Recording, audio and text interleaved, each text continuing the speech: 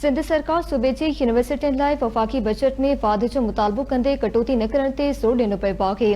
सिंध जे 20 यूनिवर्सिटियुनि लाइ 28 अरब 75 करोड़ रुपया रखिया विया, जिन में गुज़िरियल माली साल जा बचियल 18 अरब 72 करोड़ रुपया भी शामिल आहिनि। हिन माली साल दौरान शुरुआती तौर ते 4 अरब 77 करोड़ रुपया रखिया विया, पोइ उहे घटाए 2 अरब 60 करोड़ रुपया रखिया विया आहिनि। वफ़ाक़ पारां फंड्स बहाल करण जी ख़ातिरी बावजूद बजट किताबनि में 4 अरब 77 करोड़ जे बदिरां 2 अरब 60 करोड़ रुपया लिखिया विया आहिनि। वफ़ाक़ी सेक्रेटरी के ख़त लिखी अॻु मुक़रर कयल रक़म बहाल करण ऐं कटौती जो फ़ैसिलो वापसि वठण जो मुतालबो कयो वियो।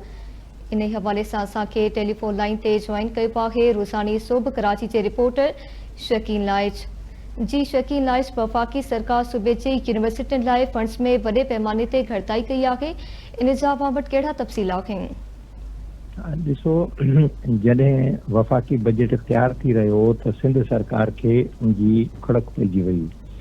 सिंध सरकार खे जॾहिं इन बाबति ख़बर पई त सिंध जे वॾे वज़ीर सैयद मुराद अली शाह मुल्क जे नायब वज़ीर आज़म इसाक डार सां ॻाल्हायो, उन सां राब्तो कयो ऐं उनखे ख़त लिखियो। ऐं इहा ॻाल्हि सिंध जे वॾे वज़ीर सैयद मुराद अली शाह पंहिंजी बजट खां ॿिए ॾींहं ते कयल पोस्ट बजट प्रेस कॉन्फ्रेंस में बि ॿुधाई हुई। सैयद मुराद अली शाह जो चवणो हो त हुन ख़त लिखा, हुन चयो आहे त जेके हिकिड़ा मनसूबा जेके पाक PWP ख़तमु कयो विया उन जा सभिनी सूबनि खे ॾिना विया, सिंध खे न ॾिना विया।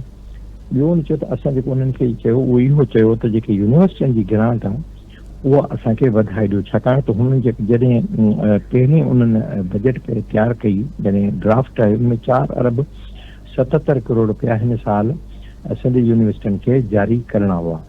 पर जॾहिं बजट बुक तैयार थियो त उनमें 2 अरब 60 करोड़ रुपया कया विया। सिंध जे वॾे वज़ीर जी ख़त ऐं राब्ते खां पोइ जेको आहे हुन सिंध जेको रिथाबंदी ऐं तरक़ी वारो खाता उनजो चेयरमैन आहे सैयद नजम शाह, उन वफ़ाक़ी सेक्रेटरी रिथाबंदी ऐं तरक़ी खे हिकिड़ो ख़त लिखियो आहे ऐं उन ख़त में उन्हनि चयो त जेको आहे असांखे इहा जेका कटियल रक़म आहे इहा असांखे पूरी करे ॾियो त जीअं जेको आहे असां पंहिंजी यूनिवर्सिटी, छाकाणि सिंध जूं 3 यूनिवर्सिटियूं आहिनि।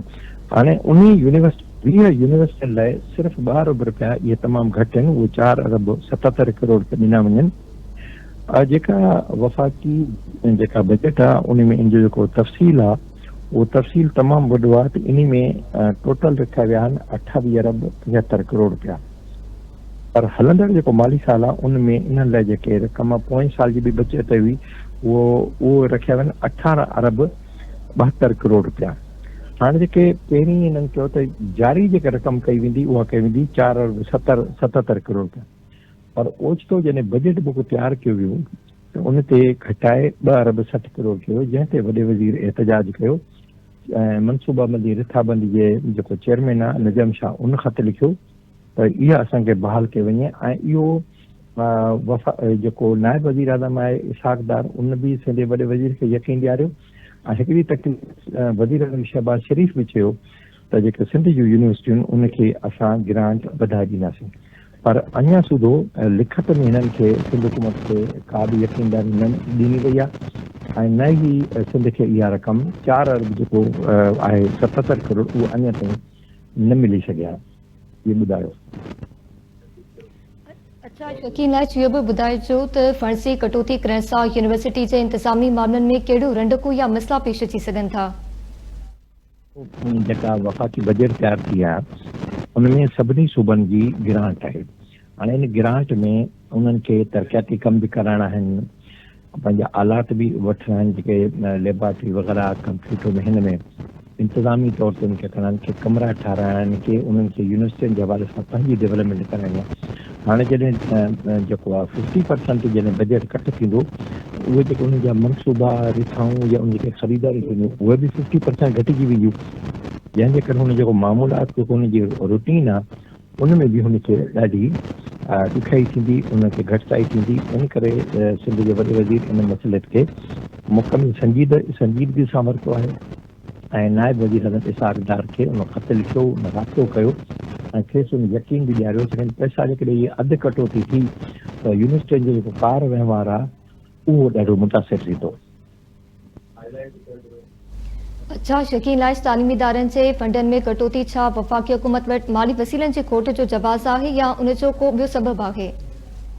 ॾिसो, वफ़ाक़ी सरकार जी जेको पंहिंजो माली वसूलियूं आहिनि, जेके ही टैक्स जमा करे थी, उनमें एॾी वॾी का जो आहे न इहा लहर ते जो वॾो पैसा घटिजी विया आहिनि या टैक्स घटि जमा थियो आहे।